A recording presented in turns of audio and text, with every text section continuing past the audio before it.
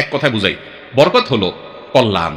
একজনে মাসে 10,000 টাকা কামাই করে, কোন রকম ডাল ভাত খেয়ে তার সংসারটা চলে যায়। 20,000 টাকা কামাই করে, কোন রকম ডাল ভাত খেয়ে তার সংসার চলে যায়, আলহামদুলিল্লাহ। আরেকজন মাসে 2 লাখ টাকা কামাই করে বা 50,000 টাকা কামাই করে, হালাল হোক আর হারাম হোক।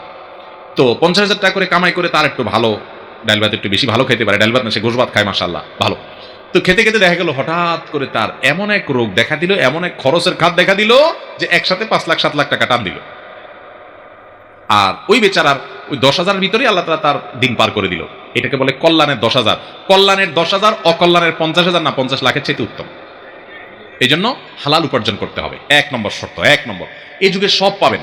মাথা টুপি দিবে, মুখে দাড়িও হবে, নামাজও পড়বে, লম্বা জুব্বাও পড়বে, দান সদকাও করবে, হুজুরদের দাওয়াত দিয়ে খাওয়াবে, মসজিদ মাদ্রাসায় দিবে, ওয়াজ মাহফিলে দিবে, হুজুররাও মারহাবা মারহাবা বলবে, সবই ঠিক আছে।